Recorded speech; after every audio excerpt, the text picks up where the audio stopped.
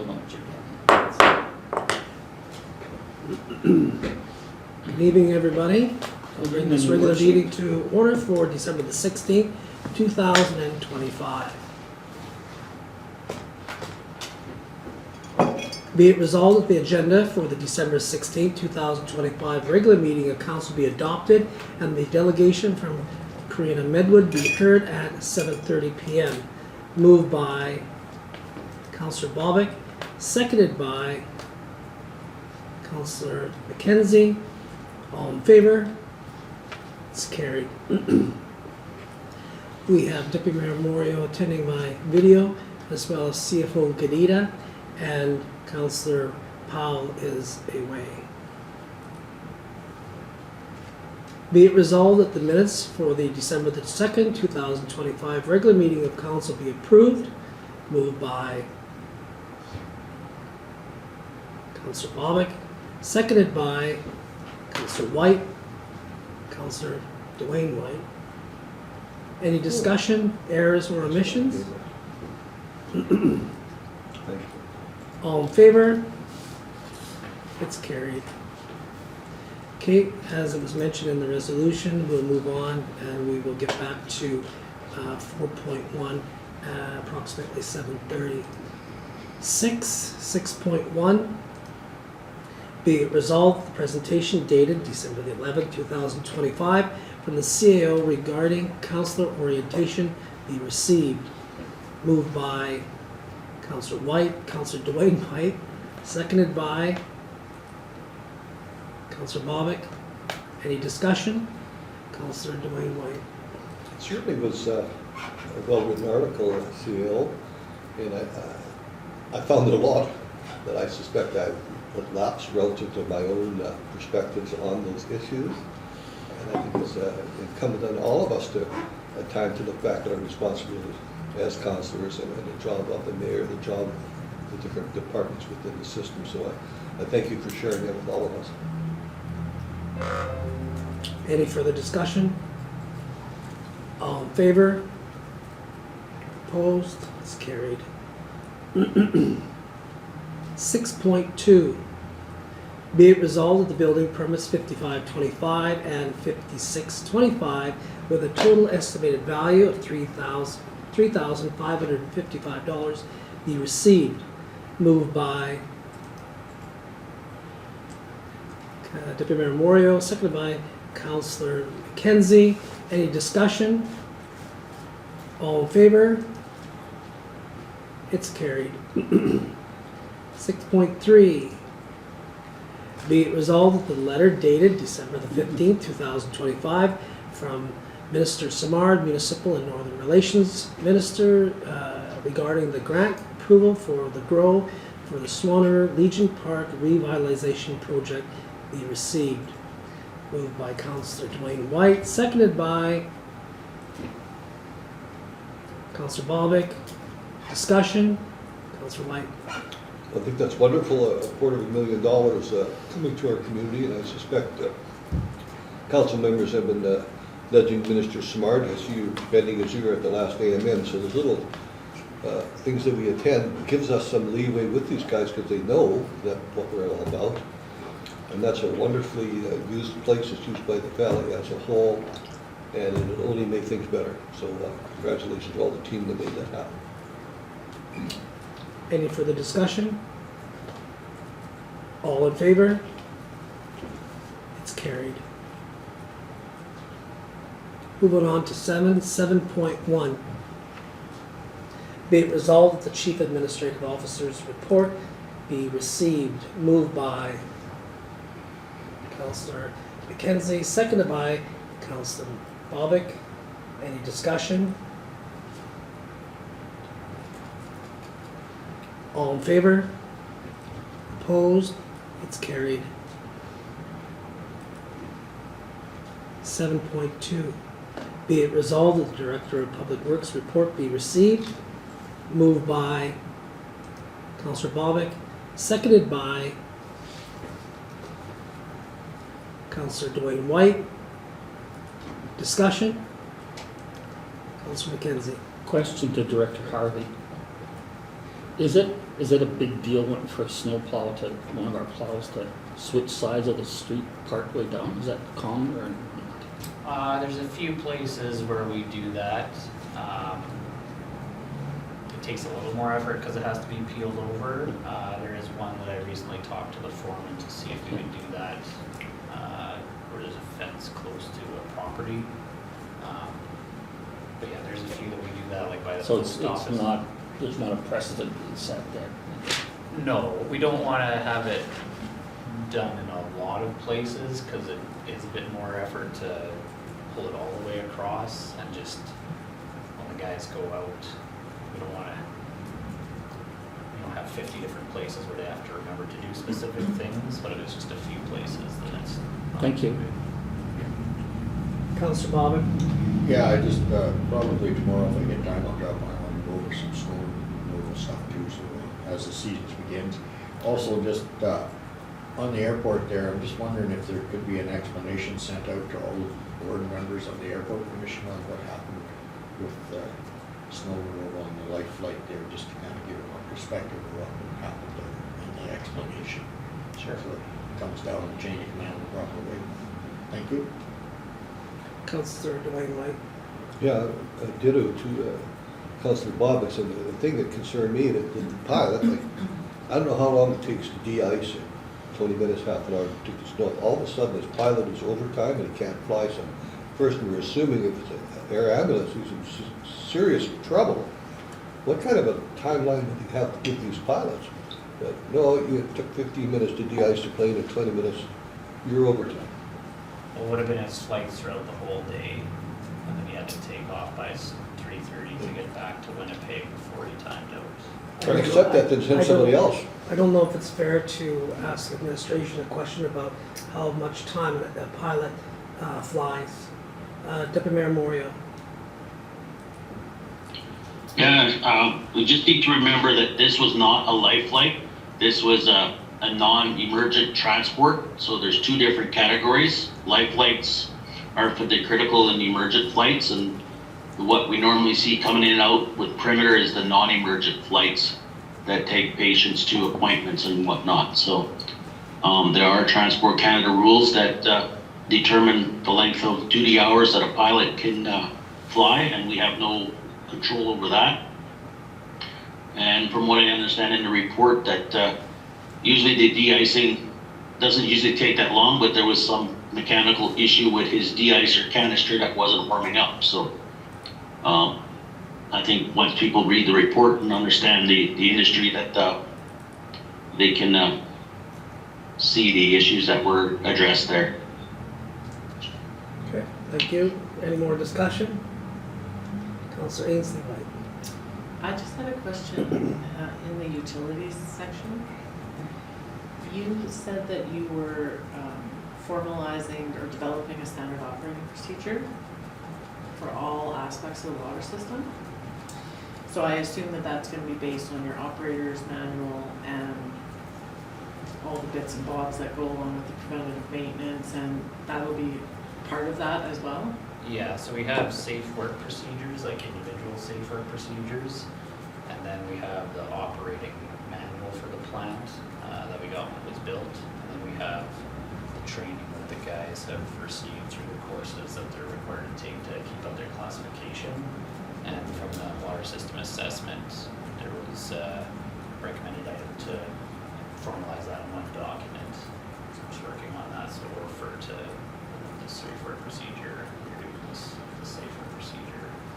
Okay, so that was the secondary part of my question, was if health and safety is involved during that development phase at all, as far as, like, just from that perspective, if that enters into the... Yeah, like we have safety officers here, and then we do get inspections from the province, health and safety.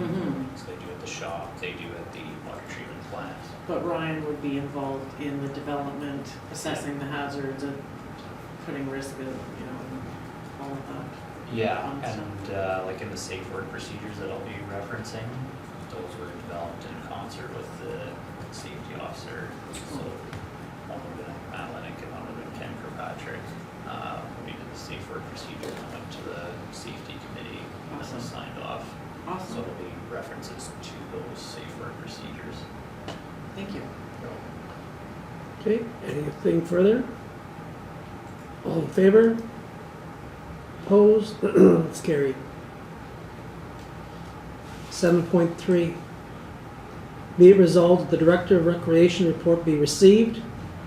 Moved by Councillor Duane Whyte, seconded by Councillor Bobick. Discussion? Councillor Duane Whyte. Yeah, I know, as in other areas of our community, there's some issues with vandalism behind the hall. Do we have cameras there, and is it a plan to have them if they're not there?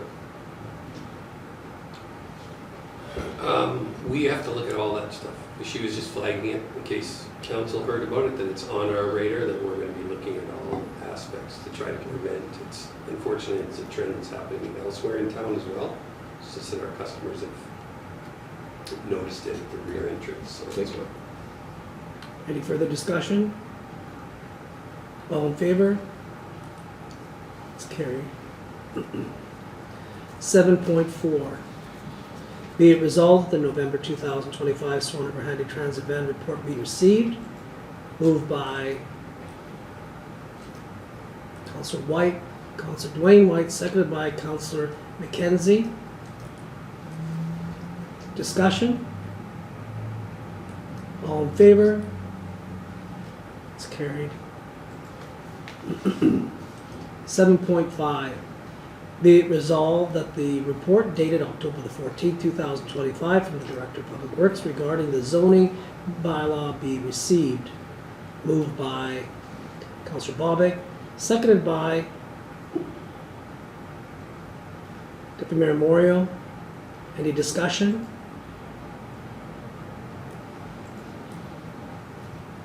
Okay, all in favor? It's carried.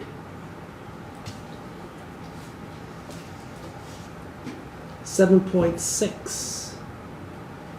Be it resolved that the report dated December the 15th, 2025 from the CAO regarding accommodation tax be received. Moved by Councillor Bobick, seconded by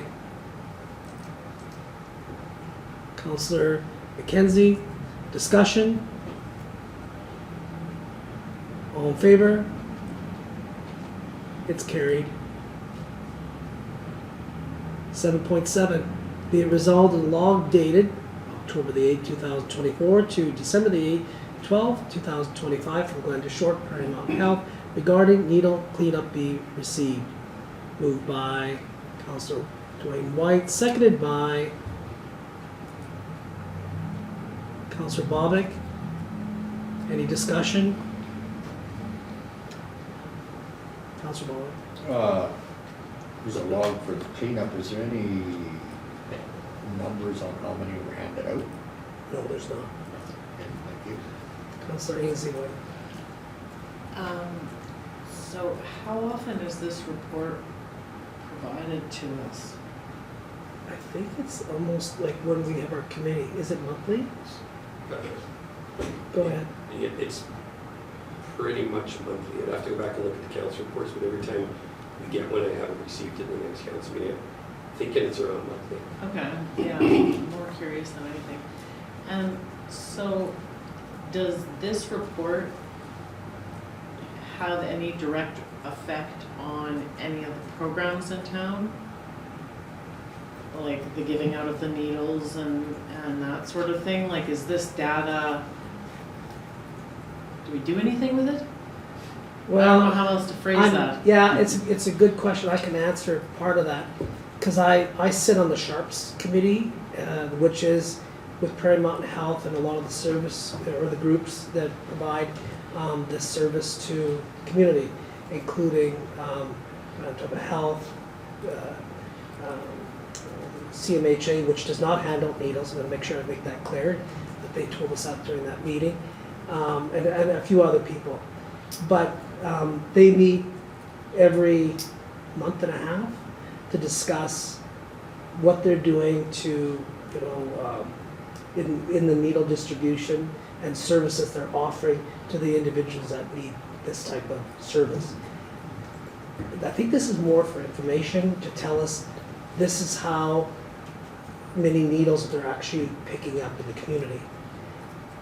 I don't know if it's exactly accurate because I think it was in a report from our CEO last month, said that CN picked up, I think, about 150 needles along the tracks in a cleanup that they did. So it's I don't think it's 100% accurate, but not to fault them because you have to phone them and you have to report it. So they may not be getting all the data that they need to put into this document. That's a, Does that answer your question? yes, Yeah. thank you. Councillor Duane Whyte. Somebody's probably given me the, I know that 3 years prior to this year, they handed out 1 million liters, 300 and then 500,000. I've yet to have anybody tell me how many did they hand out in 2025? Is there some entity that should give us that information? I can answer that too. When the committee meets in January, I'll be asking for that. Okay, thank you. Appreciate getting that. Okay, any further discussion? All in favor? Opposed? It's carried. Okay, 7.8, council reports. Deputy Mayor Moriaux, we'll go start with you tonight. Okay, thank you, Your Worship. I only had the one meeting yesterday with remotely with Minister Weeb of the Justice Department, and joined by administration, Councillors Whyte and Bobick, or Ainslie, Whyte and Councillor Bobick. And we normally went through what our package that we would have went through them with at AMM. So it was a good discussion. We did relay that he was, Minister Weed was one of the ministers that did converse with our community regularly.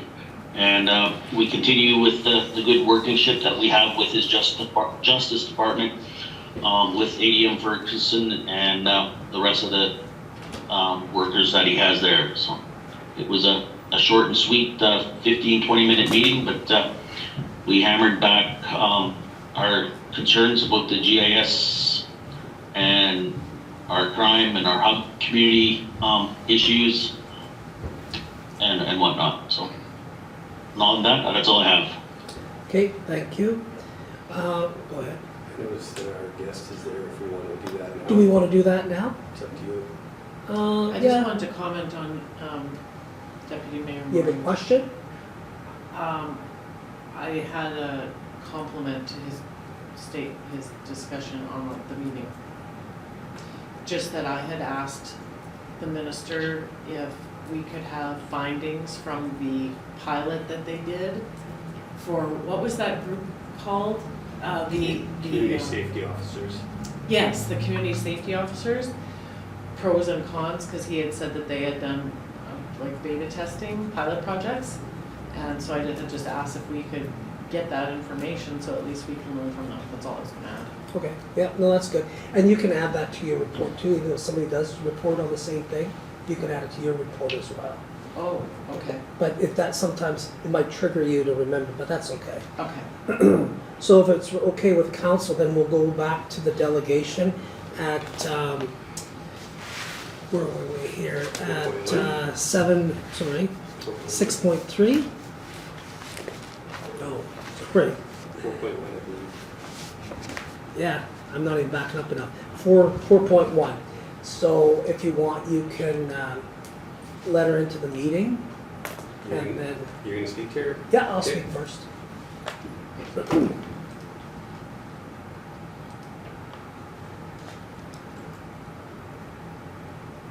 I'm, Ms. Medwid, you can hear me all right? I can you hear me? Yeah, we can hear you fine. So we're a little bit ahead of the 7:30, but we can let you proceed with your presentation. Council does have the information that you had provided prior to this meeting, and so we'll give you roughly about 10 to 50, sorry?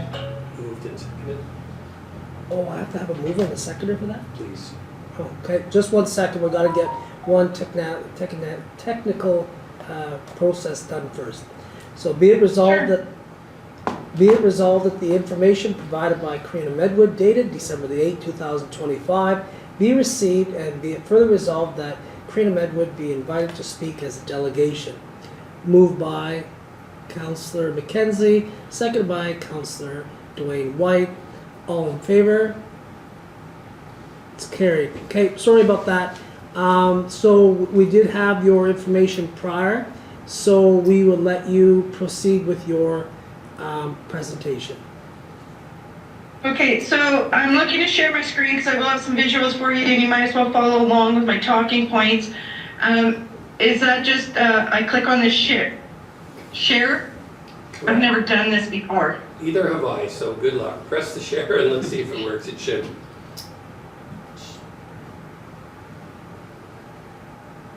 Do you guys see my screen? We do. Yes. Okay, perfect. Okay, so getting started, I want to start with laying out a few facts. So starting with, Canada Post is in fact a public service. It is not a for-profit company. The Canada Post Act states that the company is to strive for self-sufficiency, which is a break-even. However, as a public service, the government is required to subsidize in years of loss if needed. When Canada Post profits, so does the government of Canada, because they are only shareholder and therefore the profits go to them. Sorry, let me just... Canada Post's mandate is to provide communication services to connect all Canadians. The emphasis is on communication. We are not tied specifically to solely letter, mail, and parcels only. And I did send out an attachment, Delivering Community Power, which is a proposal created by CUPW, presented to Canada Post, and it's going on almost a decade now, of options to diversify revenue streams, bring in new revenue streams, and of course, expand services.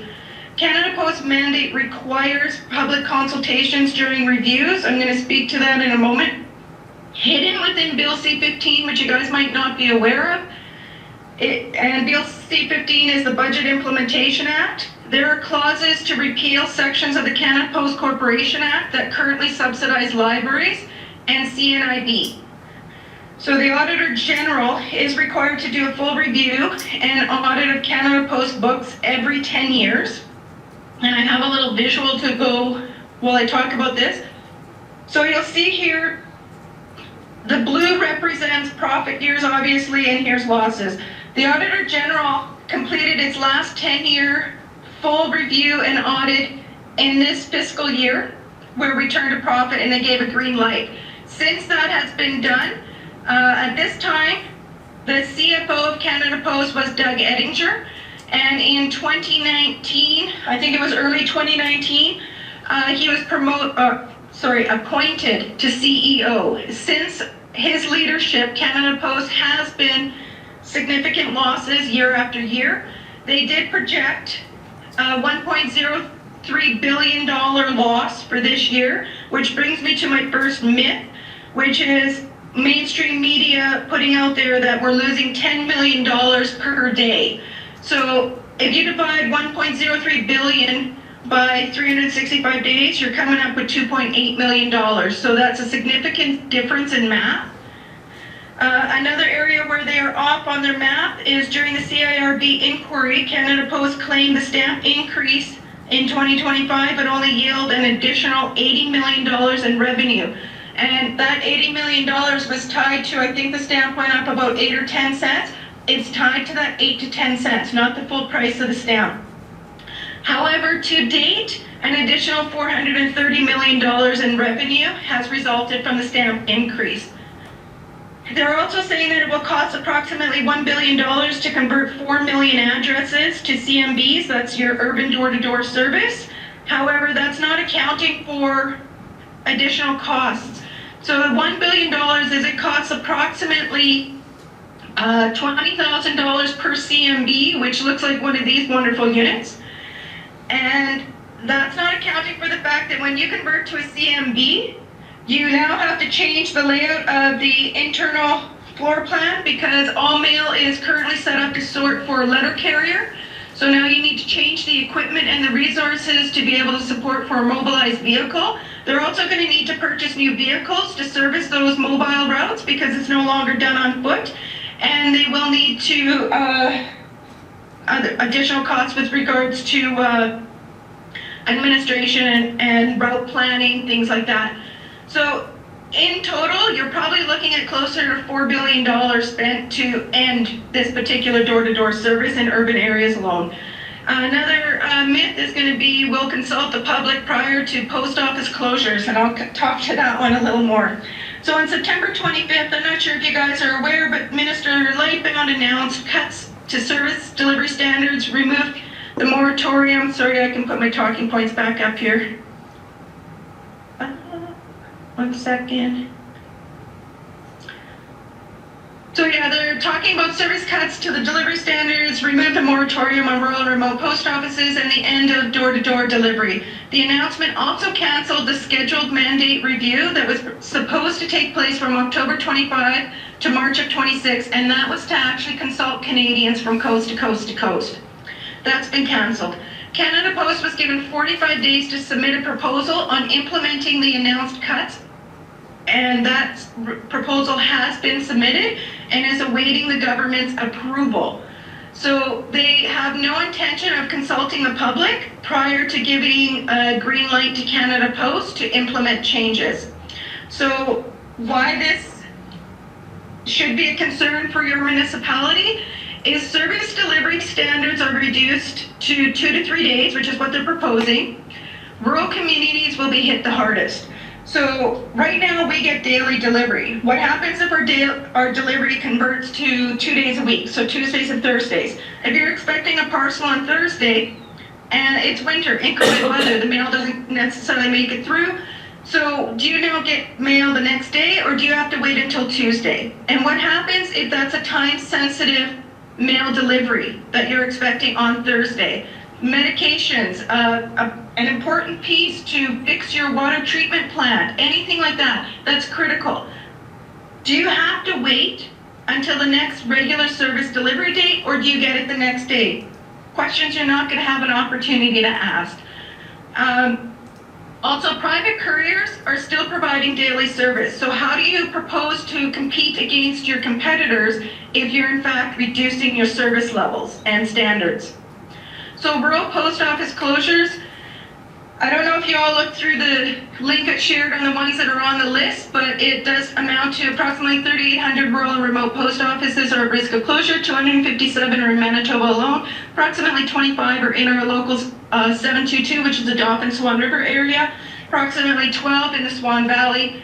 And well, you only have one in your municipality and it is at risk of closure as well. Every single post office in CUPW local 722, including Dauphin and Swan River, are at risk of closure. And it's a lot more than just a loss of employment for our community members. So what happens if they close a post office? Which is an excellent question, which I think every member of the public has a right to know. The federal government and Canada Post are not willing to consult with the public on this. Most recent closure of a post office was actually done October 28th of 2025, Westside Village in Victoria, BC. Retail postal outlet with zero public consultation. It was a franchise outlet, which means it was cost neutral for Canada Post, and it simply was a revenue generating source. So if they're willing to, without reason, without consultation, close a cost-neutral facility, what is that going to look like for our rural post offices when we do not probably even break even with our service revenue versus service costs? So there is no known example where any closure to a post office or a conversion to CMBs has ever been reversed, which is why it's highly imperative that if you want to have a voice, now's the time to speak. So I'm about to present 3 scenarios of what a closure of a rural post office might look like to a community. And these are literally me brainstorming what this might look like. So scenario 1 is the post office closes and CMBs are installed. Municipal governments will be responsible for the downloaded costs of 1, providing the land, 2, accessibility to CMBs 365 days a year, including snow removal. You're also going to be responsible for accessibility for anything from a motorized vehicle to a pedestrian and everything in between, including scooters, walkers, you name it, you have to make sure it's accessible. Lighting and safety. If there is not lighting, adequate lighting for safe access to these boxes 24/7, it will be on the municipal's dime to provide that. Cleanliness of the area. If I go back to that little CMB picture, you'll be able to see how clean some of these areas end up being when people are just dropping their junk mail. I can say with Swan River, it doesn't matter how many garbage cans we put in the front area, it always ends up on the countertop anyways. So that will be the municipal's responsibility to keep that clean and accessible. So community members will also have to travel to the next closest post office to pick up parcels that don't fit in those parcel boxes. Those parcel boxes are also limited. You can see there's only 2 parcel boxes per unit. Then there's 16 mailboxes in each one of these CMBs. So if there's 4 people getting a parcel that day, 2 of them may have to be diverted to a post office to pick them up. The other thing is anything that requires a signature will not go in those boxes. You will have to go to the post office to pick it up so you can sign in person. So adding to the inconvenience. The additional time and mileage expenses for office staff to conduct municipal business will be a cost. Scenario 2 would be the close of post offices and no CMBs provided in a community. This would be most likely for smaller outposts such as Bozeman, Minnetonka's, Birch River, things like that. Boxes most likely will be issued at the next closest post office, which would potentially be Swan River, providing we don't get closed. And everyone would be required to commute for their mail service. So it's counterproductive to the federal government's green plan and carbon reduction plan, because instead of taking 1 truck with mail into a community serving hundreds to up to thousands of people, you're now asking all of those people to get in their own vehicle and drive to the next closest community. So counterproductive. And Swan River, I can attest, does not have enough boxes to accommodate even a single closure in one of our neighboring communities. Scenario 3 would be to close the smaller post offices surrounding Swan River and divert the mailboxes in Swan River to the rural, smaller communities and convert the town of Swan River to CMBs. So all those costs I previously spoke about with regards to downloading to the municipal government will now be on the town of Swan River's bill. And when I think about this big scheme, this one has the potential for the greatest cost savings for Canada Post, because right now the main delivery truck comes to Swan River and then there's contract drivers that take it out to the smaller communities. Those contract drivers will now be without a job. And they'll just save their costs by, it all stops here in Swan River. It's the greatest number of loss of jobs, so you're looking at your CPAA employees as well as your RSMC employees being terminated and or let go. It's the greatest inconvenience, greatest cost and loss of services for all communities involved. What's not being talked about in the mainstream media is that majority of our RSMCs, which is our rural suburban mail carriers, they operate out of rural post offices. So what happens when the routes they service, their post office closes? How do they service those routes? Where do they now have to travel to get that mail to service those routes? The reality is the government's already planning to end door-to-door in urban centers. The RSMC routes will probably follow close behind that, especially if they start closing rural post offices. So there's going to be additional job losses. And the Swan River Depot, I can tell you right now, does not have the space to accommodate additional RSMC routes. So we cannot bring them into Swan River unless you're going to build a new post office and create more space. Libraries. The Canada Post Act subsidizes libraries for shipping interlibrary loans. For anybody who doesn't know what that is, if I go to the Swan River Library and request a book and they don't have it, they can go into the computer, they can find it anywhere in Manitoba or Canada. It gets put in a little green bag, goes into Canada Post, pennies on the dollar to be able to ship that anywhere in Canada for pennies on the dollar. that is a cost that will be removed when if Bill C-15 passes. They're removing those subsidies. They're all saying that, oh, we'll continue to subsidize, but if that subsidy is not enshrined in law, it makes far less accountability to hold them to that. Your time is almost up, I'm just warning you. Go ahead. Yeah.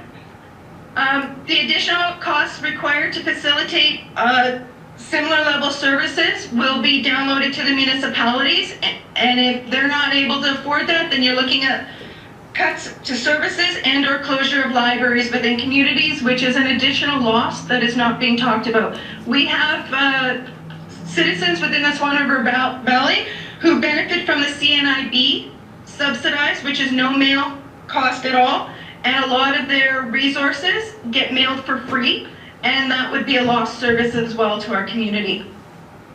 Privatization is not the answer.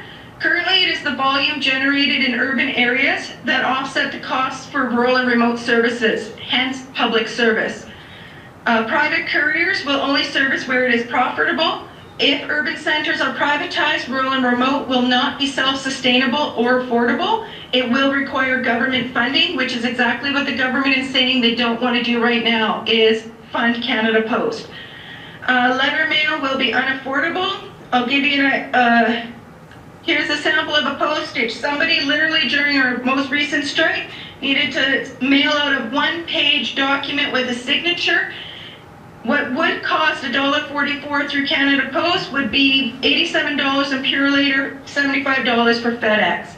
So you might say, well, Canada Post didn't have the monopoly on letter mail. That wouldn't be a problem. You tell me one private courier that's going to ship a letter from BC to Halifax for $1.44. Shipping costs will continue to rise if Canada Post privatizes, because there will be no bottom floor. Rural and remote communities will be heavily impacted due to the loss of services.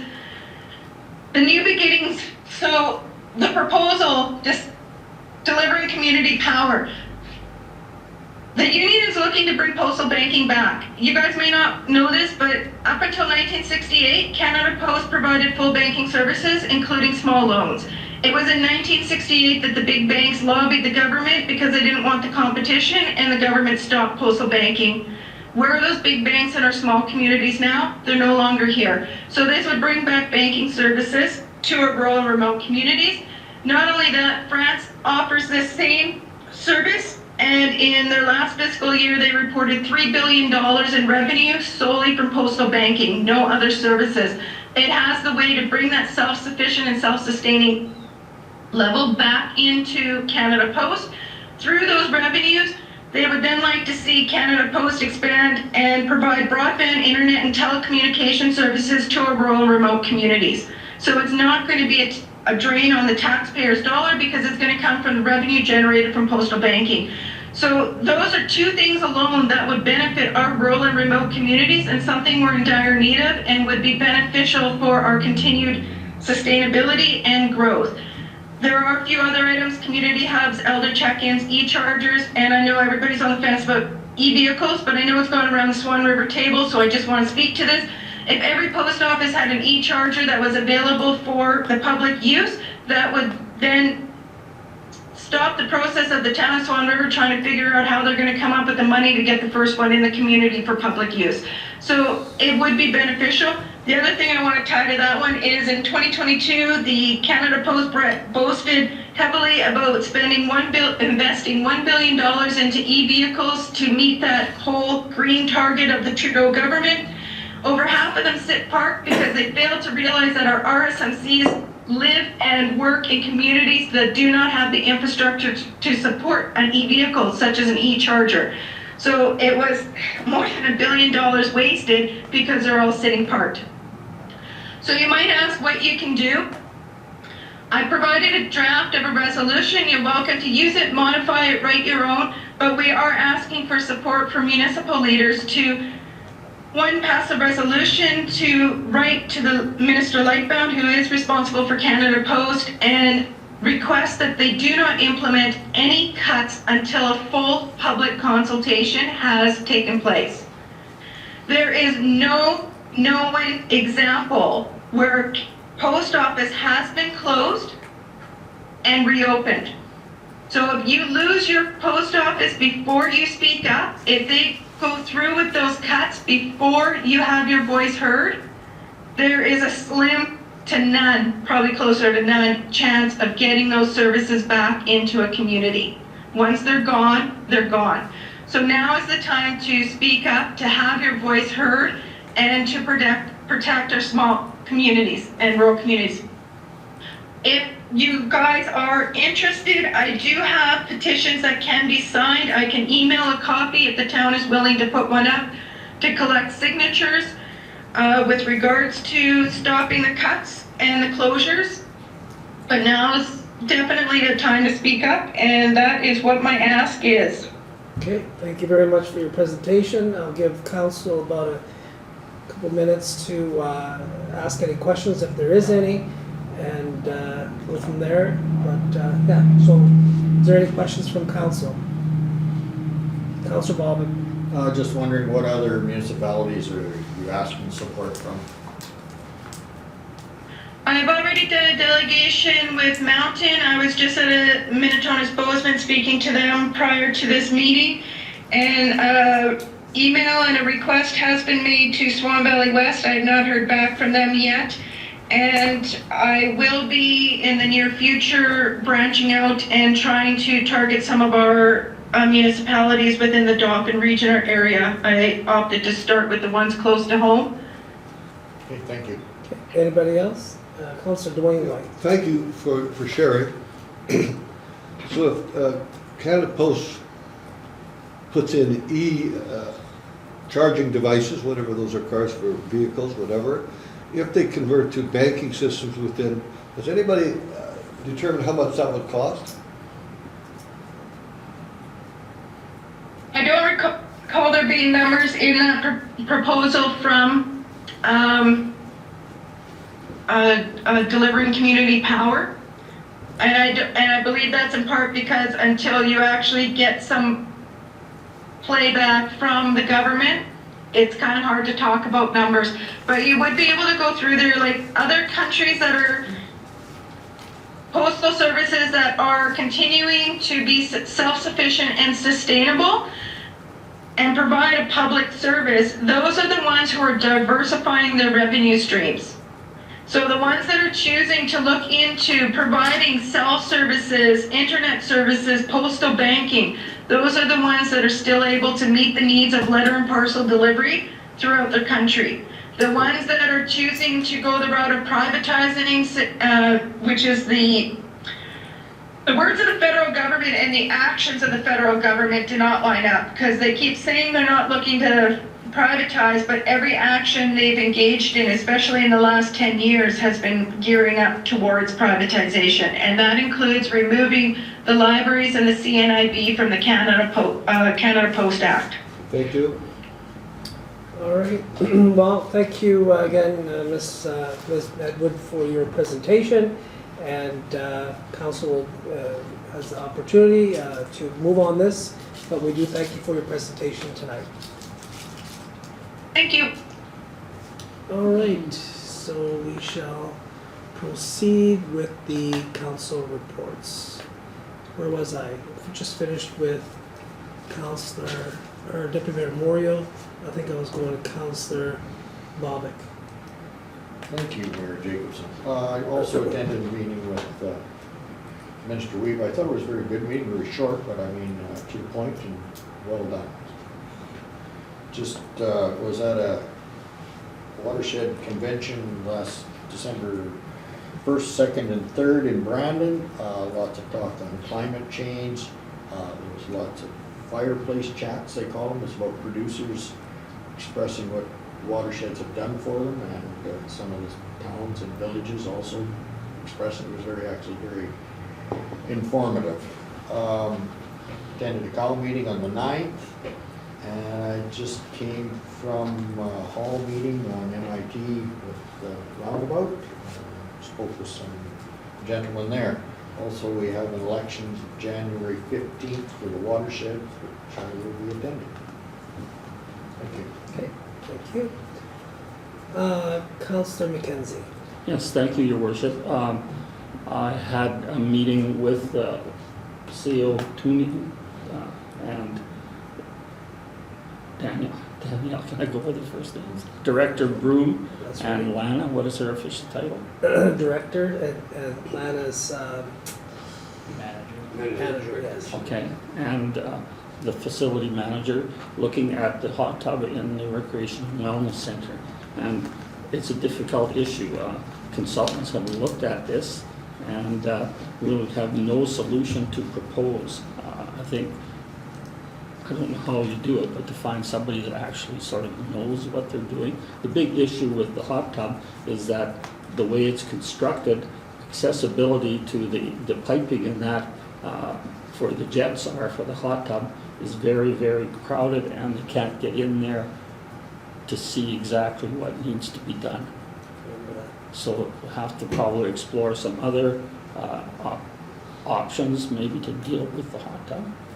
I know it's an important thing for the people of Swan River. I know my wife and her friends did exercises, but once they stop, they do their exercises and go to the hot tub. Now it's not available, they don't go. So I think we have to, if there's a reasonable way to fix it at a reasonable cost or some sort of alternate, I think we have to look at that. Something else, okay, I'm sort of serving notice here that I'm going to put forward a motion to table the budget for RISE at this time until the first meeting in January. What I would like to do is look at the minutes and the budget of RISE over the last year and sort of see if we're getting value for our money in RISE. I think in our community of Swan River, if you look at the downtown area and other areas, our business people are struggling. And I think maybe it's time we had our own economic development officer that could focus on Swan River and help our people, our business people, and our own community. So that's sort of all that I have, Your Worship. Okay, thank you very much. Councillor Duane Whyte. Kudos to Councillor McKenzie's comments. December 9th, we had the COW meeting, which we all attended. December 14th, I had the pleasure of attending the Immigrant Services potluck/Christmas dinner. Well over 100 people attended. Virtually every nationality of the world were present. Everyone's smiling, everybody's happy, and these people, many of them are displaced from their home communities, their home countries, and they see the wonderful things that our valley has to offer. So Gillian McGrath and her team should be complimented, because those people, I'm assuming the majority of them work, they contribute to our town and our valley, so it's just a wonderful thing having that Christmas party. And all groups, all of them trying to speak English, some speak English better than I, and they sang Ukrainian Christmas carols. Every nationality of the world, they sang English Christmas carols, so I just get a really good feeling of seeing the contributions of those individuals. Tonight, I, along with Councillor Bobick, I'm sure there are others, went to the roundabout and had to look around and see what the province of Manitoba is encouraging and promoting. I'm interested to see, I glanced at the comments, and if there were 40 comments on that table, 35 of them were negative, they didn't need the roundabout, and 35 of them wanted a left turning signal. So that's it in a nutshell, thank you. Okay, thank you. Councillor Ainslie Whyte, your first report. Welcome. Thanks. I attended the meeting with the minister, as mentioned, and I was a little bit surprised at, maybe surprised is the wrong word. I just felt like nothing came of it. I was struggling to find out what the point was. I'll be honest. And I'm just being honest here. Because I was taking in a lot of information. Who was on the call? Like there was a lot going that I was processing at the time, so it wasn't just I was attending a call. So there was that going on, but it,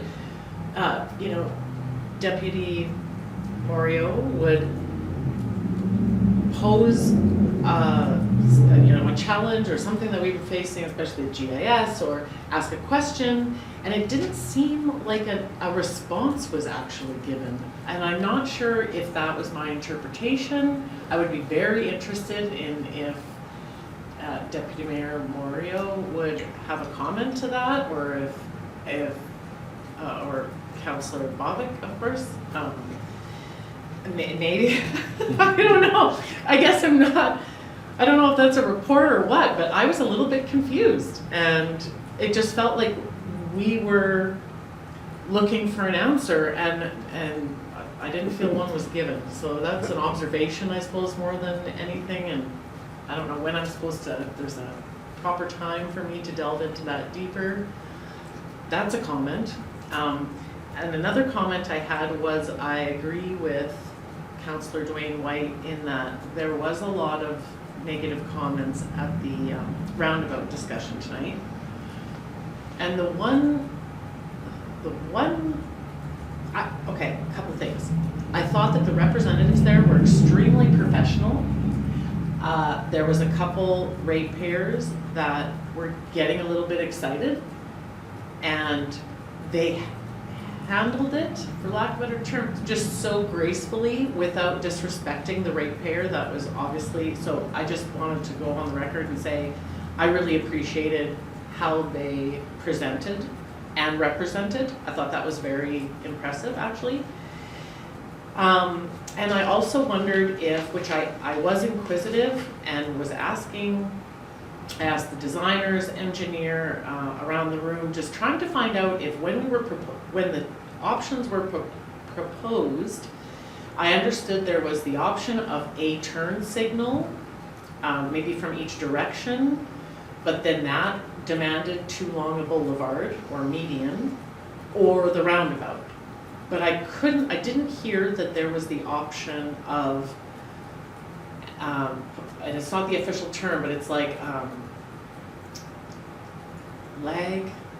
leading lag, I can't remember, but one direction has the green arrow and the green light, and everybody else stops. And then the other way goes, and everybody else stops. And with all the traffic stopped, and only one direction having the green arrow, from a health and safety perspective, which is what was being proposed by the representatives tonight, that's why we needed the roundabout, because it was safety based.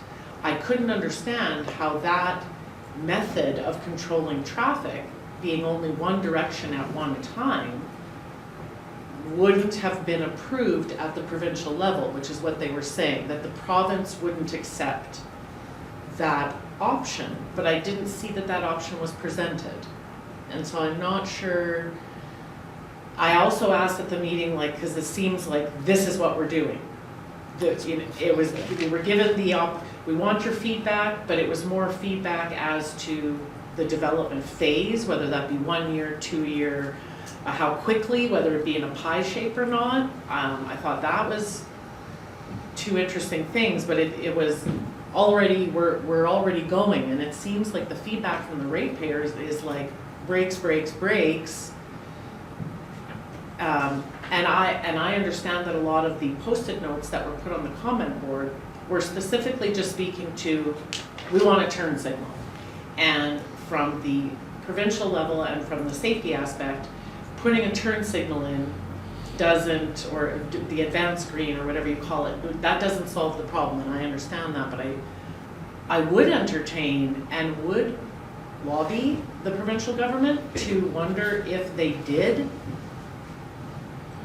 dismiss another possible option, because if it's something that could be completed in a month or less at a dramatically minuscule cost compared to what I'm understanding would go on here, would we not even consider it?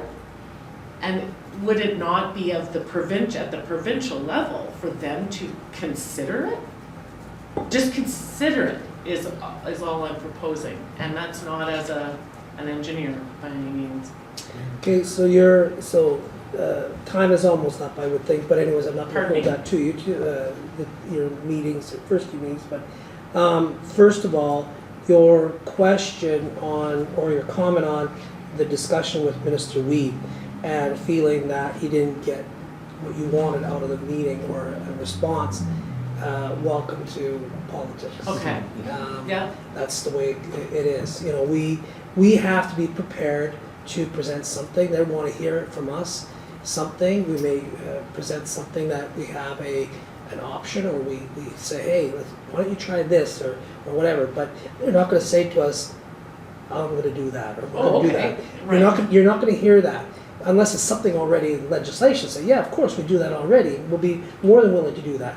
We might get a response on some initiative or something, maybe a month or two down the road. Say, you know what, Swan River, we're going to pilot you for this item. And we've done that. We've been successful with Minister Weeb, especially on the police special service. The GIS? Yeah, the GIS. Thanks.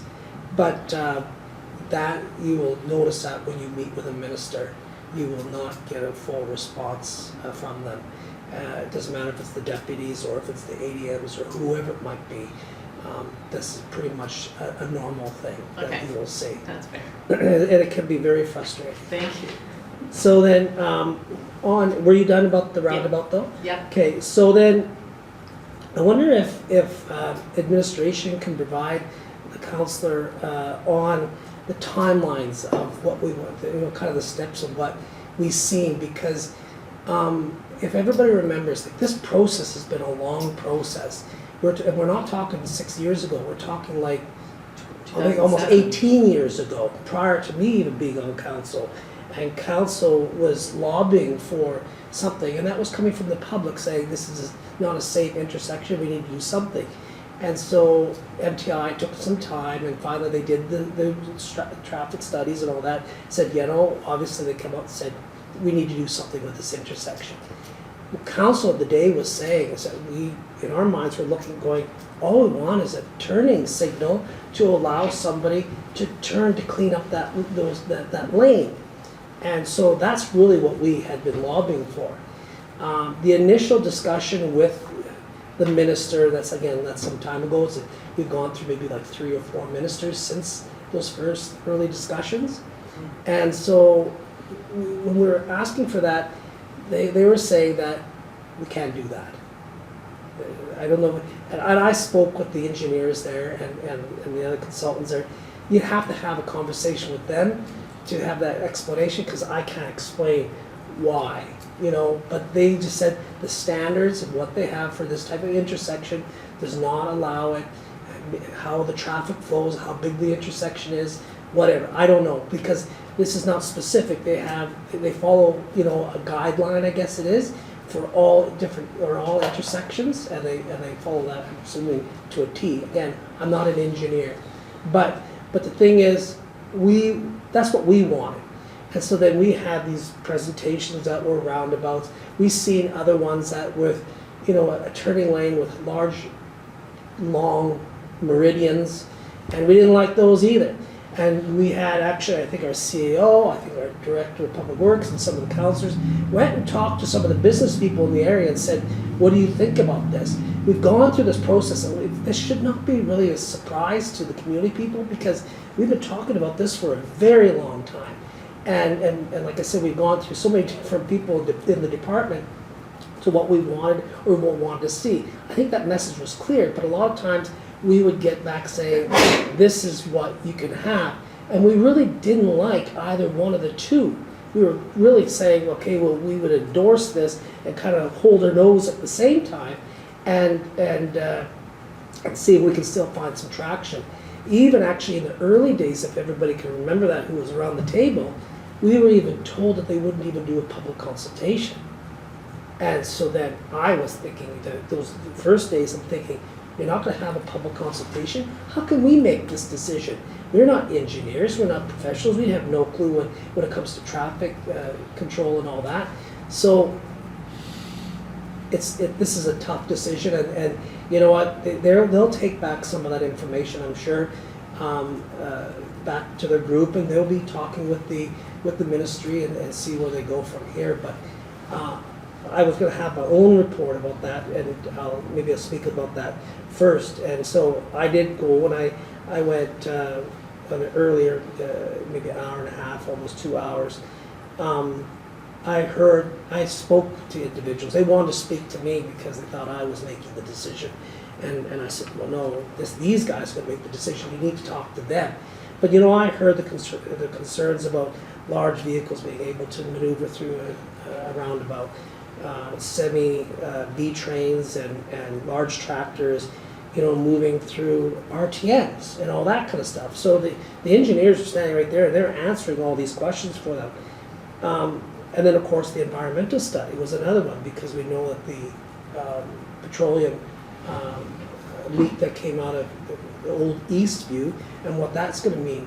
And so there's still an ongoing environmental study on that too, and what kind of an impact that's going to have for the intersection. But the biggest thing is I encourage people to go and speak to them and voice their concerns of what it was, or if they're not too sure, ask what it really means to us and the community. But I also spoke to people that were very much in favor of it and thought it was a darn good idea. So I'm not saying that they're the majority, but certainly I was somewhat also disappointed that I thought that we would see more people there, because there was I think if we want to have a really good impact on say a no or a yes, I would have thought that we would have a lot more people there to voice their concerns.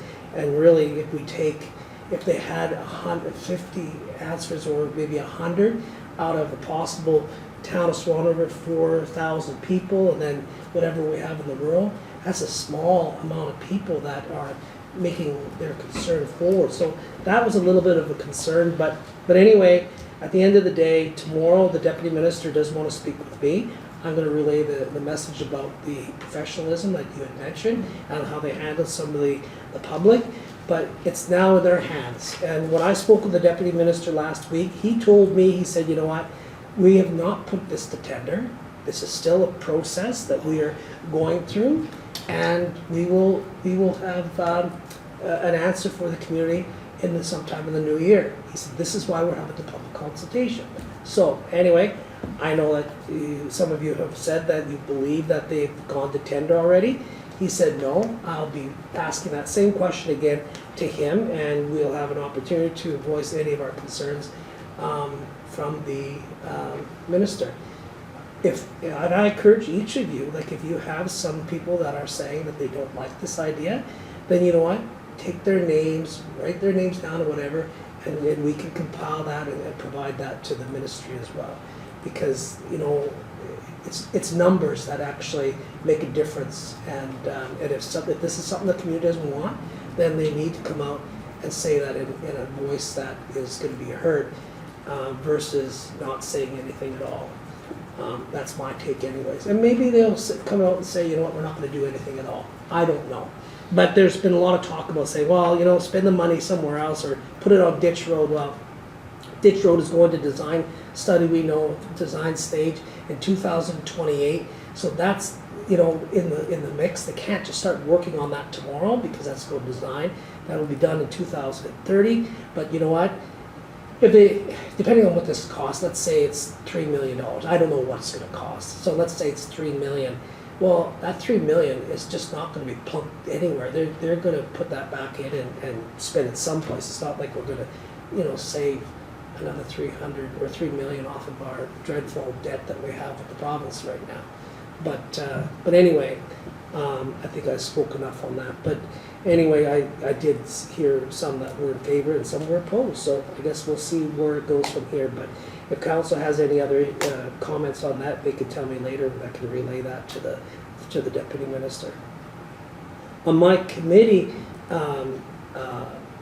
mentions RISE. We had a RISE meeting last week. Councillor Powell and I both attended that. And I'd say that it's slow going, and we had a long discussion about the levies and the bills to go out to the community, to the municipalities, and if we were going to put them on or not. We did agree that they would go out. Town of Swan River and all the others will have a choice to actually pay the levies or not. We had a long discussion about an EDO, an Economic Development Officer, and I kind of headed that a little bit, because just coming from the AMM, we had a presentation from Nipois and also from Lana Cowling, Economic Development Officer from out in the east, or into the Interlake area. And she's been around for a long time, and I really want to encourage to bring these people to do a presentation to the G4 so that everybody has an opportunity to hear the importance of having an EDO. I really think that we need one where we know that other communities have them, and I know that Councillor McKenzie has brought some ideas forward and would like to see something, but we have to have that bigger conversation at some point in time. But that was some of the discussion from RISE last Monday. I also am continuing on with our vet board, doing interviews for the administrative secretary treasurer. We're getting close. We actually had a really good interview yesterday, so we're getting close to finding a person. I can't believe it, after 3 years or 4 years we have applicants. I couldn't believe that we had applicants, and very good applicants, so we'll see where that goes in the next little bit. Swan Valley Health Facilities Foundation, we're still moving along with that. It's we lost our secretary treasurer, so we're still working a little bit with Prairie Mountain Health and the administration there on the future and how we're going to keep this entity moving, but it's still operating. It's just that I'm doing a little bit more work on the finance side of things, but that's fine. I'll just find the time and just get the job done. So anyway, that's it from me, and we can move on. I'm starting to lose my voice.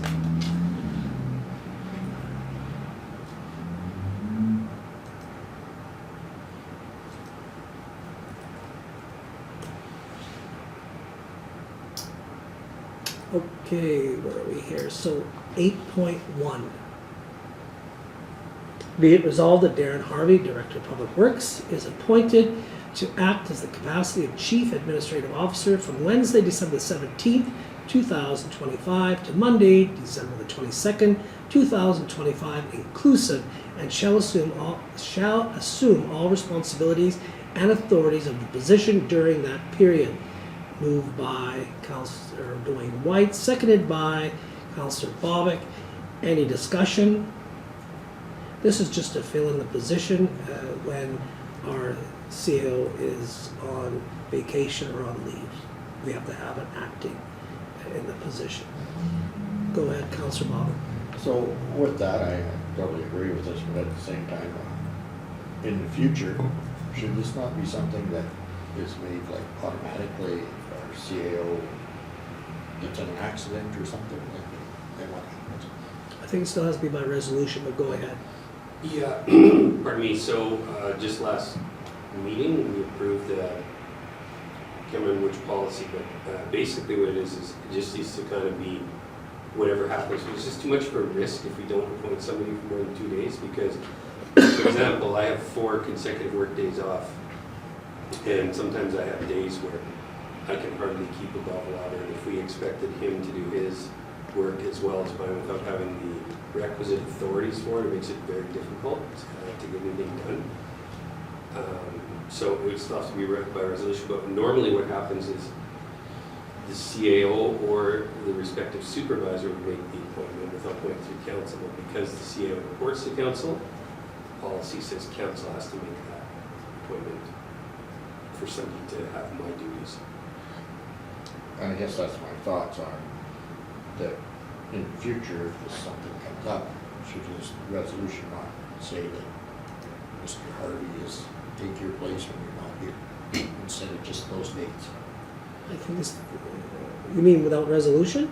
Well, do it in the resolution now. He's next on the list. Go ahead. The only problem with that is there's a couple of things, Councillor Bobick. First of all, he and I have to talk, and he has to agree to do the job. So that's one thing. I have to agree my recommendation to council based on who could do the job. In this case, it's no problem. I have full confidence in Director Harvey, but if it was somebody else, maybe I would want to have a say in that. I think it's more important to have each individual appointment by council. It's a simple resolution, but one that should have some thought behind it, in my view. Okay, thank you. Any further discussion? All in favor? Opposed? It's carried. 8.2, be it resolved that Councillor Moriaux be appointed as Deputy Mayor effective January the 7th, 2026 until 12 p.m. the following day, 12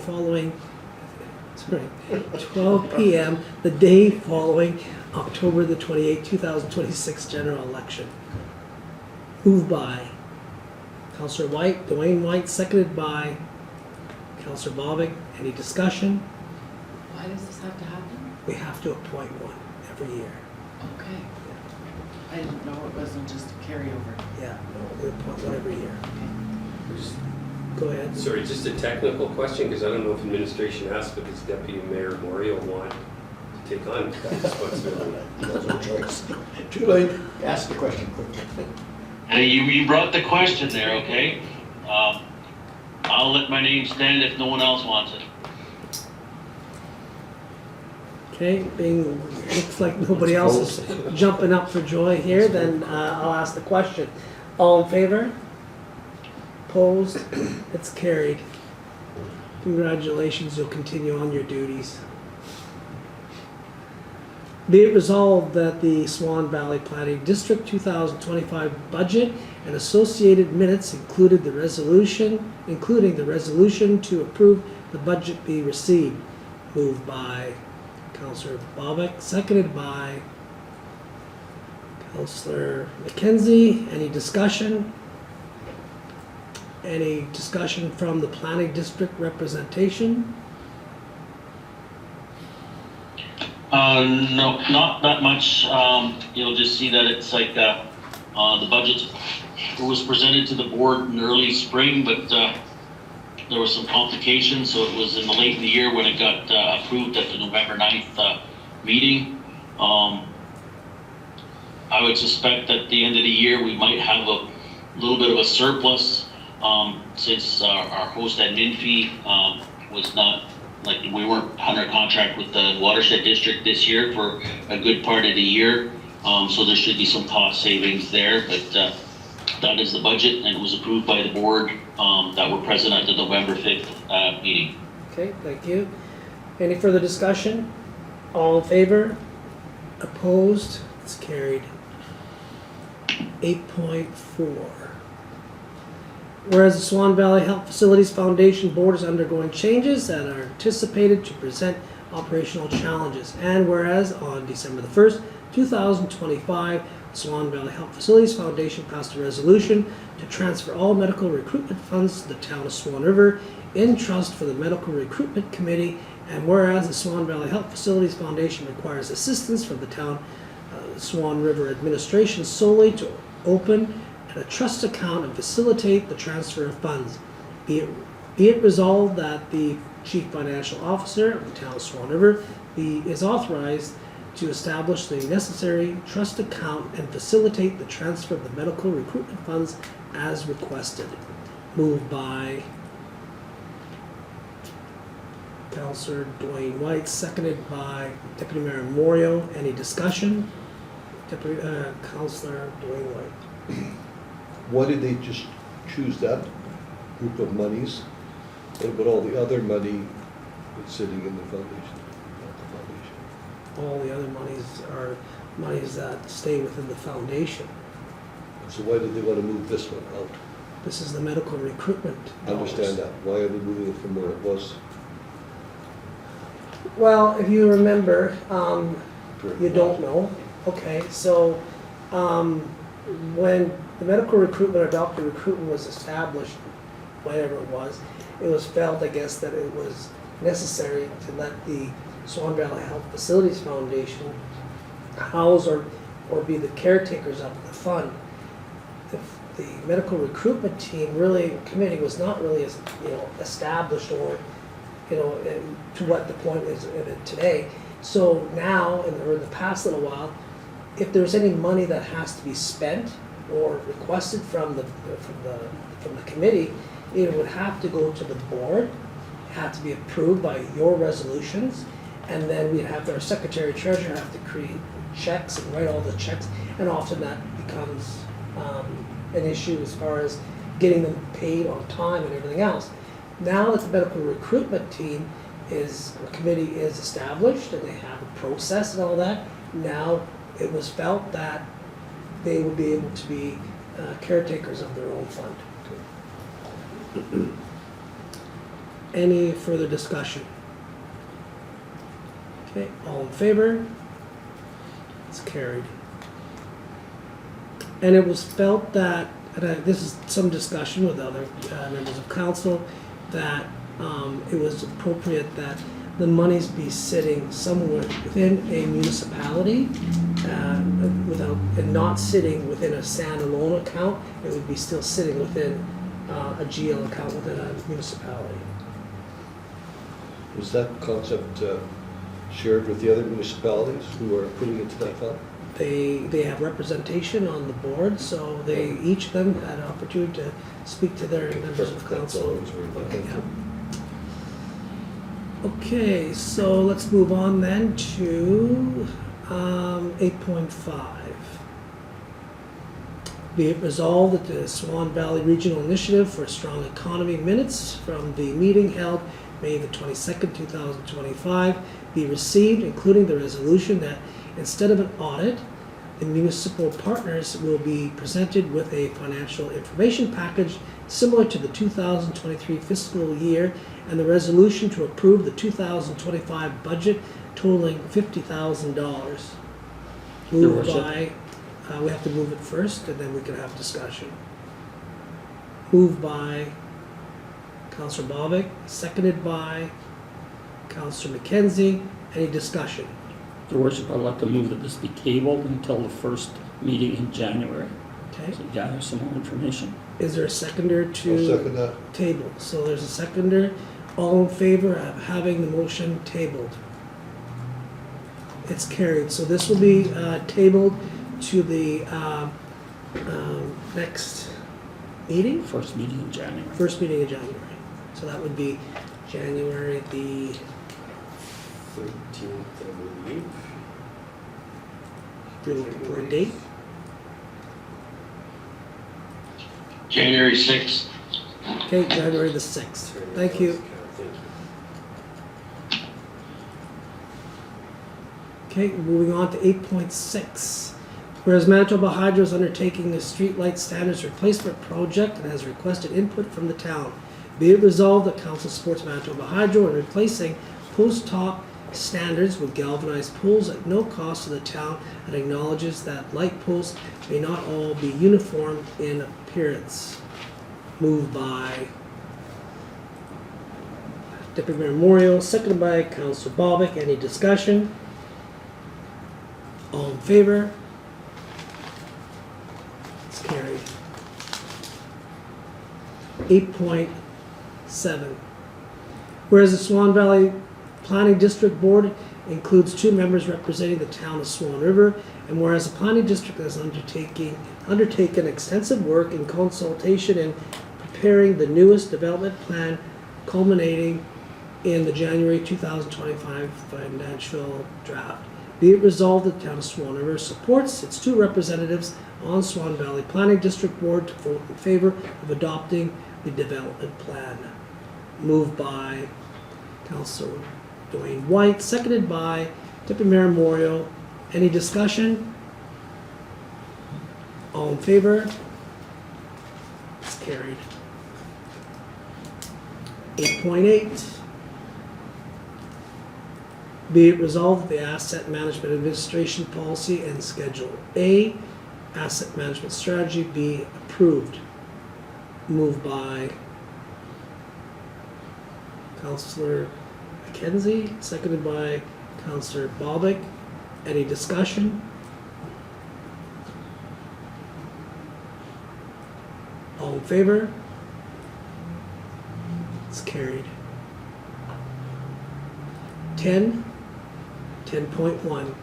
Whereas sections 365(2) of the Municipal Act provides that council may in any year designate the immediately preceding year or any earlier year as the year for which properties the taxes in respect of which are in arrears for the year must be offered for sale by auction to recover the tax arrears and costs.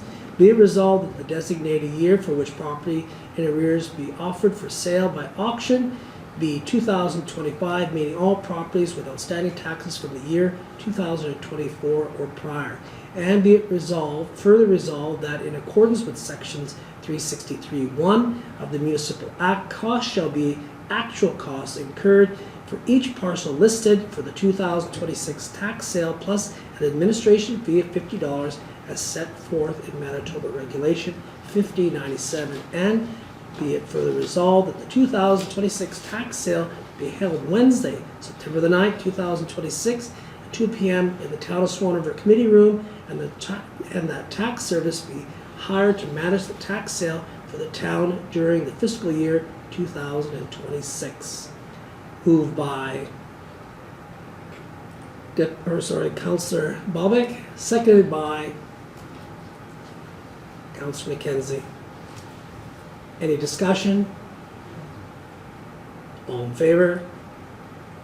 Opposed? It's carried. 10.2. Be it resolved, the Swan Valley Planning District 2025 annual membership fee of $7,042.56 be approved for payment once the 2024 audited financial statements have been received. Moved by Councillor Duane Whyte, seconded by Deputy Mayor Moriaux. Any discussion? All in favor? It's carried. 10.3. Be it resolved, the 2025 Swan Valley Regional Initiative for a Strong Economy contribution in the amount of $17,560.35 be approved for payment. Moved by, Questions? we just have to bring it to the table first. Moved by Councillor Bobick, seconded by Councillor Duane Whyte. Discussion. This is for the past year, is that correct? That's correct. So the contribution, if we want to pay the contribution for 2025. Go ahead.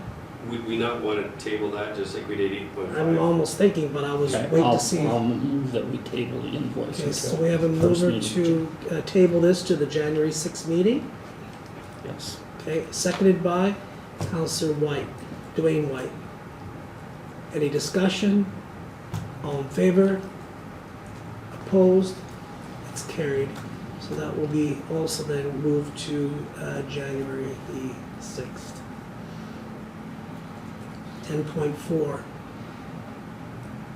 Whereas the 2025 financial plan budgeted amount for protective services, police included $270,000 for a planned RCMP GIS unit, and whereas no expenditures have been made in the 2025 as the GIS unit has not been established.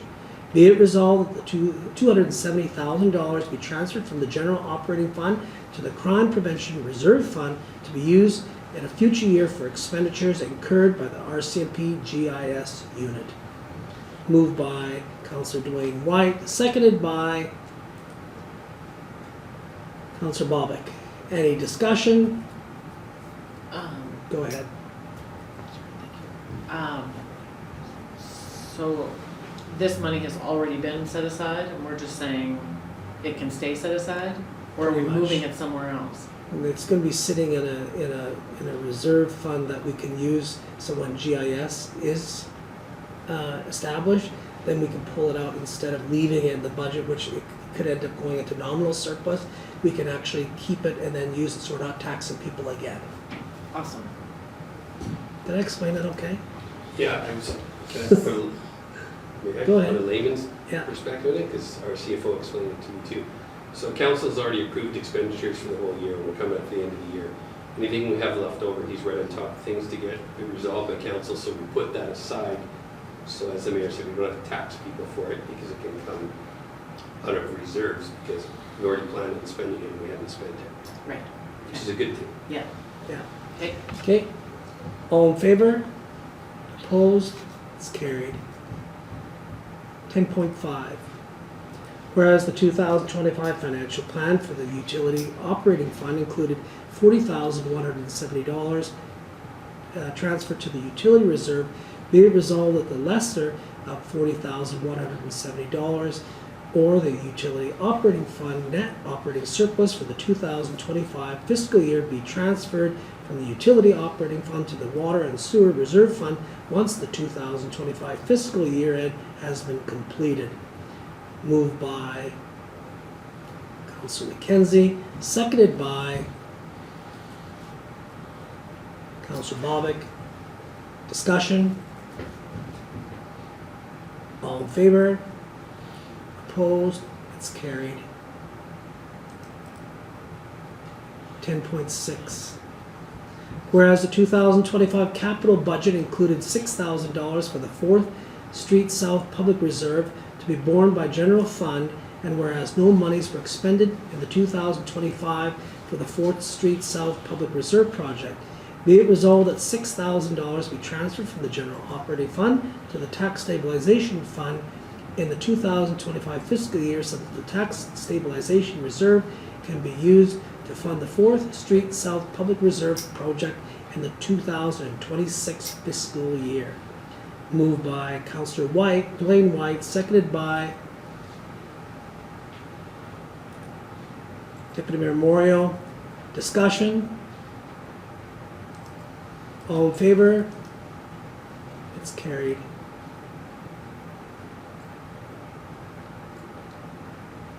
$10.7. Whereas the 2025 capital budget included Legion Park upgrades with a portion of the cost in the amount of $37,600 to be borne by the general fund, and whereas only $3,387.28 was expended in the 2025 for that portion of the costs, be it resolved that $34,212.72 be transferred from the general operating fund to the Recreation Facilities Reserve Fund in the 2025 fiscal year so that the Recreation Facilities Reserve can be used towards the remaining cost of the Legion Park upgrades project in the 2026 fiscal year. Moved by Councillor McKenzie, seconded by Councillor Bobick. Discussion? Your Worship, is Go ahead. that with the grant that was received recently for the Legion Park, was it a matching grant? Did we have to put some money in that, or is this, We do. is this what?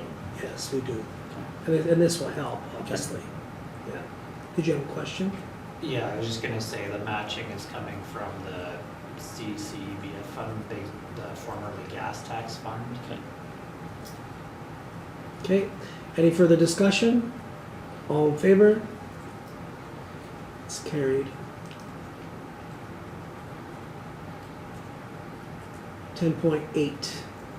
Whereas the town deems it advisable to use any surplus in the general operating fund to stabilize property tax increases in future years, be it resolved that the amount equal to the general operating fund surplus for the 2025 fiscal year be transferred to the tax stabilization reserve once the 2025 fiscal year end has been completed.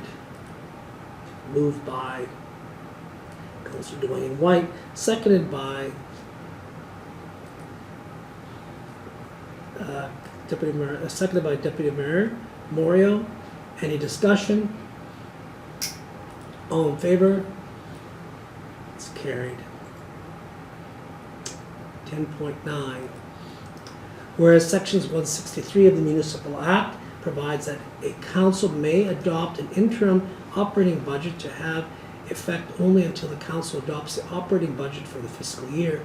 Now therefore be it resolved that the following interim operating budget be adopted for the year 2026. General operating requirements: general government services, $900,000; protective services, $2 million; transportation services, $1 million; environmental health services, $1 million; public health and welfare services, $150,000; regional planning and development, $40,000; resource conservation and industrial development, $50,000; recreational cultural services, $1 million; water and sewer services, $1.3 million. Moved by Councillor Duane Whyte, seconded by Councillor Bobick. Any discussion? Councillor Ainslie Whyte. I'm just curious what these numbers are based on. Is this a base based on our previous use? Go ahead. It's exactly the same as the interim operating budget last year, except it's 20,000 less in the resource conservation and industrial development. That is based on the expertise of our CFO. Thank you. Councillor Bobick. Just, is this ahead of schedule or just usually we said this till January? I mean, it's fine. Ask the question again. Ask the question again. I said, are we ahead of schedule of this? I thought this usually happens in January. No, we have to have it before the end of the year because Okay, everything okay. will start That's differently. This is our last meeting, so we'll have to prepare it for January 1st, 2026. Okay. Mr. Harvey, did you have something? Yeah, I was just gonna say for Council Ainslie Whyte, so this is the interim operating one, and then we're gonna get into the detailed budget, and that's the one that the taxes are based on. This just allows us to pay bills until that final budget is approved. That's why the numbers are very rounded. Yeah. It allows us to carry on. Okay, further discussion. All in favor? It's carried. 10.10.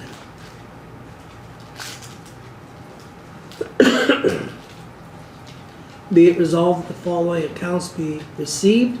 Payroll accounts checks number P5601 to P5602 and direct deposit payments totaling $130,484.29 is listed on Schedule A. Payroll accounts checks number P5603 to P5604 and direct deposit payments totaling $138,727.67 is listed on Schedule B. Direct deposit payments totaling $39,040.29 is listed on Schedule C. Moved by Deputy Mayor Moriaux, seconded by Councillor McKenzie. Discussion? All in favor? It's carried. 10:11. Be it resolved that the following accounts be approved for payment. General accounts checks number 33449 to number 33493 totaling $88,731.95 as listed on Schedule A. Direct deposit payments totaling $129,815.25 is listed on Schedule B, and direct deposit payments totaling $900 is listed on Schedule C. Moved by Councillor Bobick, seconded by Councillor McKenzie. Boy, we're really not jumping up on these ones tonight. Discussion? Councillor Bobick. Check number 33480, November Education Support Levy Property Tax for explanation. Okay, that's, you want CFO Gnida? Please. CFO Gnida, can you answer that if you heard that clear enough? Yes, the municipalities collect property taxes for education. And so on a monthly basis, the municipality is required to remit the portion of the education taxes that were collected in that month. So one payment goes to the province for the education support levy. That's the tax that's the education taxes that are on commercial properties. And then another payment goes to the Swan Valley School Division for the education taxes that pertain to the school division. So that check that was brought up is for the provincial education support levy. Okay, thank you. Thank you. Any further discussion? All in favor? It's carried. 11.1. Be resolved the bylaw number 19, 2025, being a bylaw of the town of Swan River to regulate the use and development of land be read a first time. Moved by Deputy Mayor Moriaux, seconded by Councillor Bobick. Any discussion? All in favor? Opposed? It's carried. 11-2. Be it resolved, the bylaw number 22, 2025, being a bylaw of the town of Swan River to impose a tax on accommodation, be read first time. Moved by Councillor Bobick, seconded by Councillor Duane Whyte. Discussion? Councillor Bobick. So with this first reading, when would this be implemented? Again, we'd have to go through a third reading for it to become official, and then it would go before the minister, for the minister to approve. Once the minister approves it, then there would be a date that would be set for it to be implemented. Okay, thank you.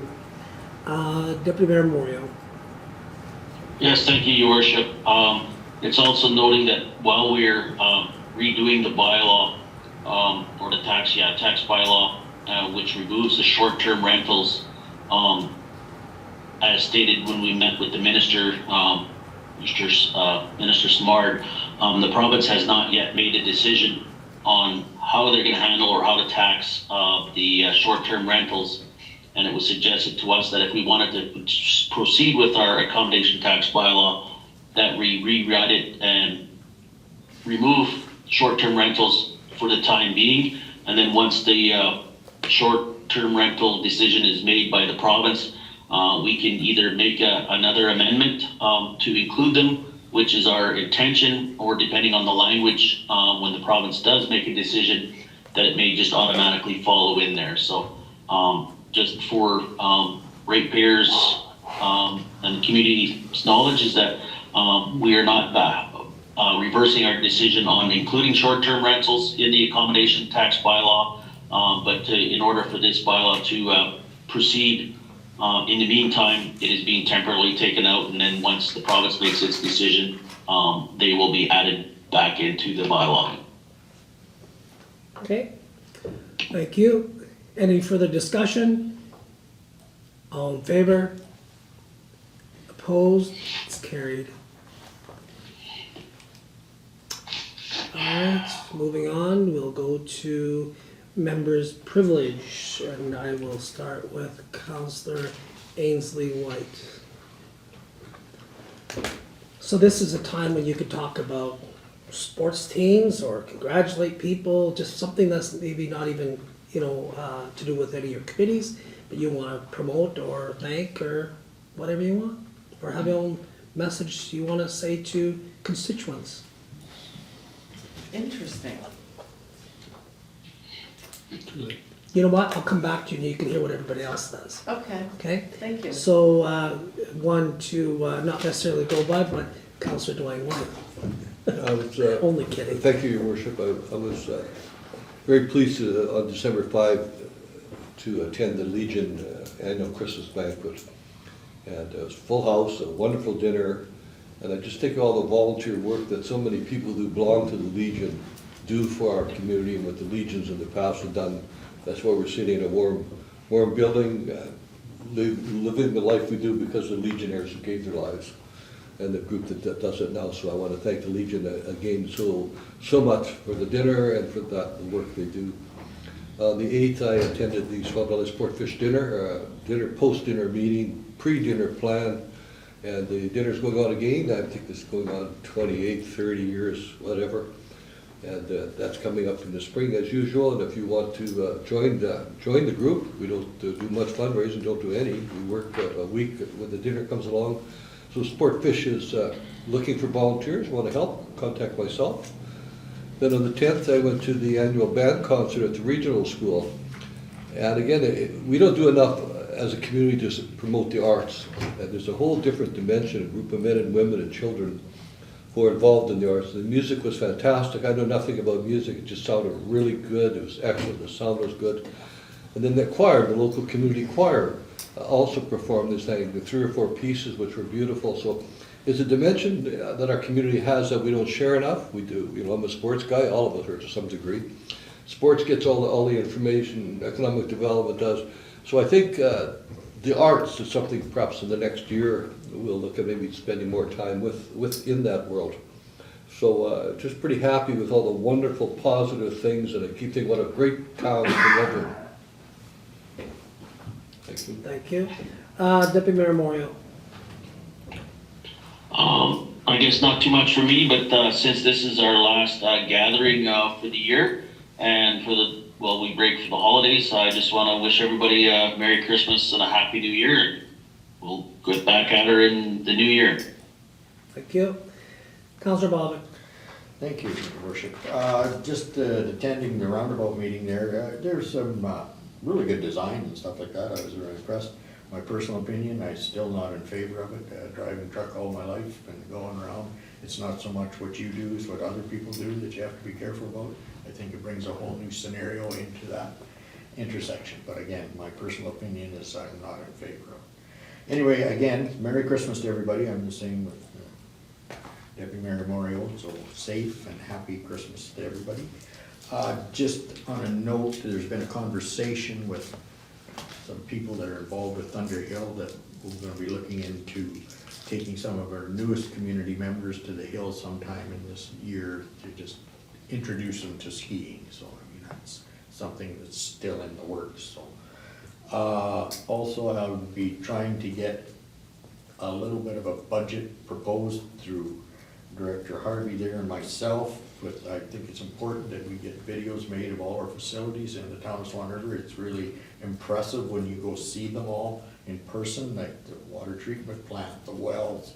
Some of this stuff is really impressed how well it's been done and been looked after. So it's something we should have on our webpage. So hopefully we can get some time one of these days and contact somebody we know that would maybe give us a price on that. And this is just for my personal thoughts, I would be interested in knowing, on our pool we see bills coming in and fixing and stuff like that. It would be interesting to know the price for the operation of that pool per hours that it's used. I would be very interested in what that costs per hour. So that's something that I wouldn't rush out and do it tomorrow, but if something could be done, I'd be interested in that. That's it. And again, Merry Christmas. Happy New Year. Thank you. Councillor McKenzie. Yeah, I briefly attended the roundabout meeting also, and I put my comments down that I'm definitely not in favor of it. And my comment was just leave it like it is. One thing that caught my attention in talking with you, it would take them over a year to build it. Can you imagine the disruption there for a whole year? Also, Parks and Recreation meeting tomorrow night. I'm going to need some help from you, Your Worship, and maybe from Director Gordon Broom to set up an agenda and a meeting. And I'm not sure who's invited even or who's going to be there. So you can help me with that. Mm-hmm. And interesting, Councillor Whyte mentioned Legion. Memberships for the Legion, new members in 2026 are free, so anybody wants to join the Legion and see what it's like, you can get your feet wet. In 2006, the membership is free.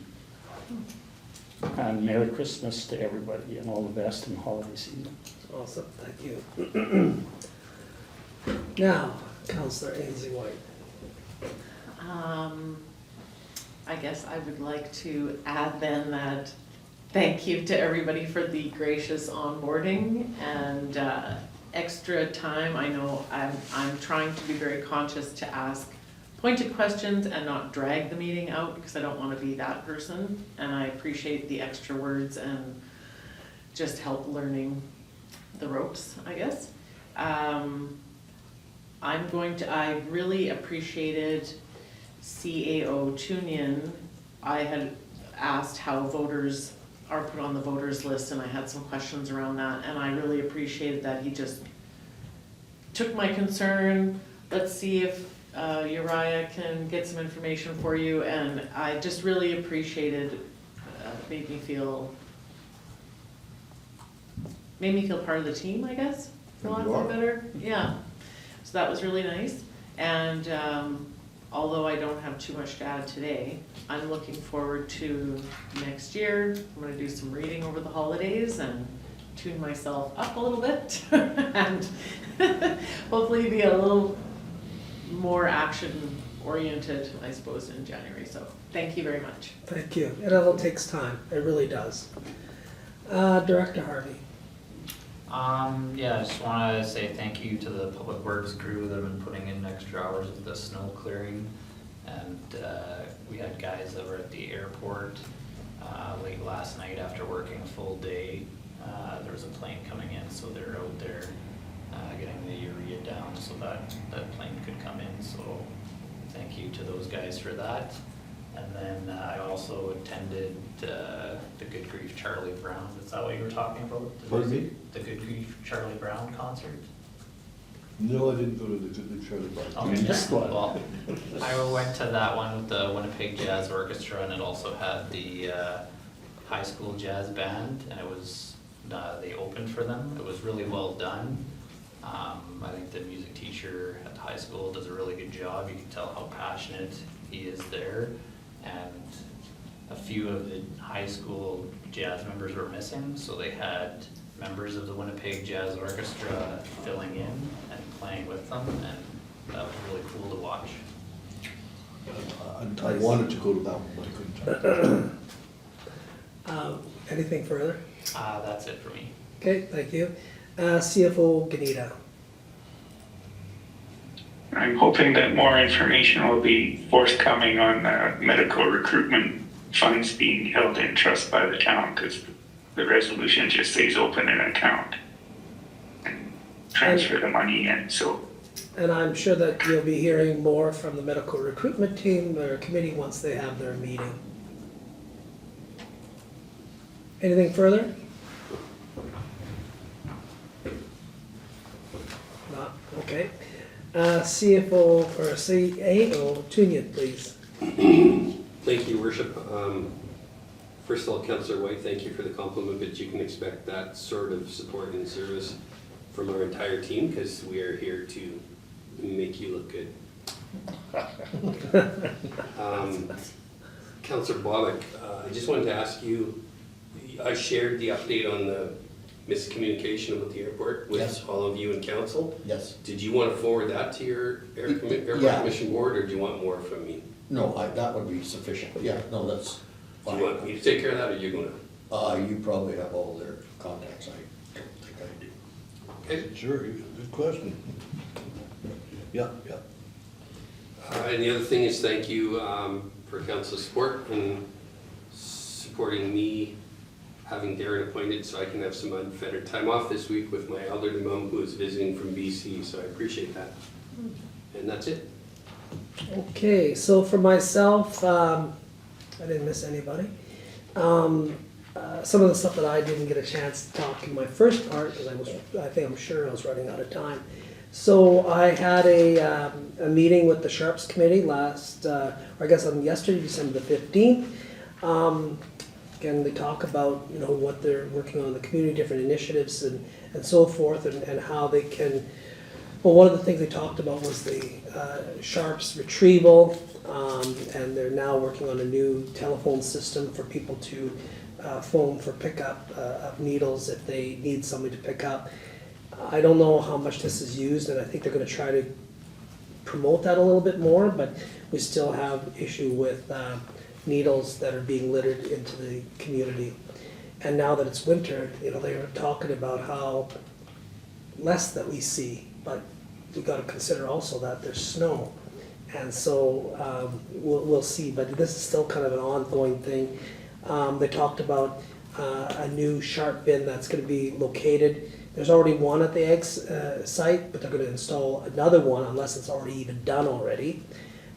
They invited myself to ask the town administration if there's any report in the future as far as if our staff are finding needles, or any report that I can provide them that will add to that report that we see.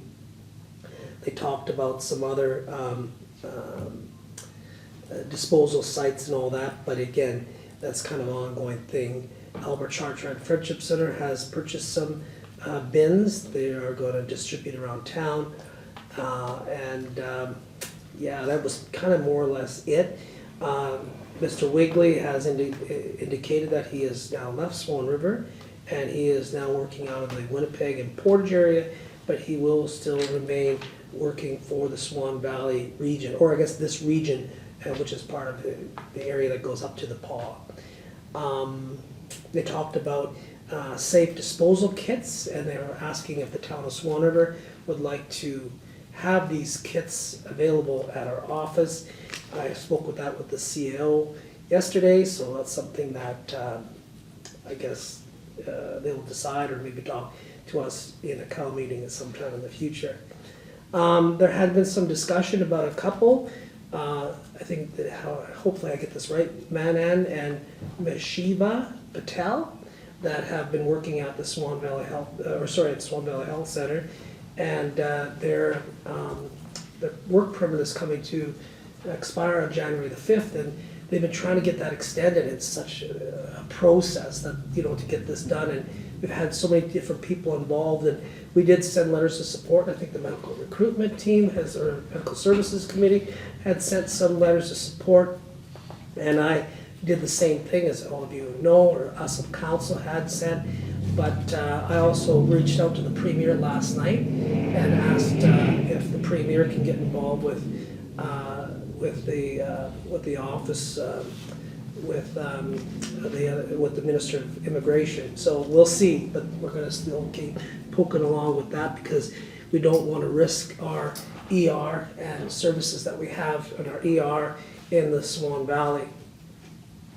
I'm really delighted that Minister Simard made the announcement of the $255,000 for our Legion Park revitalization.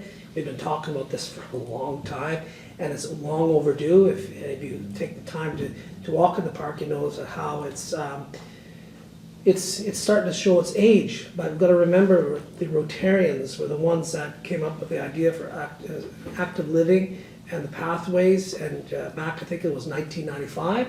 So we're pretty grateful for them, and now we'll upgrade their past and their legacy and light it up. And so I'm very grateful that the province of Manitoba and Minister Simard recognized, our need. I think I spoke at length already with the roundabout, and so has everybody else. I just wanted to say also, I had different ideas what I was going to say about this tonight, but I've changed my mind, and it's Christmas, so I'm going to stay more on the positive side of things. But I have to say that we should be very proud of the members of council that we have that sit around this table. The past year, and now with having Ms. Ainslie Whyte being also joining the team. But each of you represent your community very well. You don't have a problem with speaking up and saying anything. I don't have to do all the talking, obviously, so that's a great thing. And I have to commend each of you for doing such an outstanding job in your community. It's not always easy, but keep up the good work. I want to thank all of our administration and all our staff that have done an outstanding job through the whole year with any of the challenges that we've had to deal with, and had to handle them head on.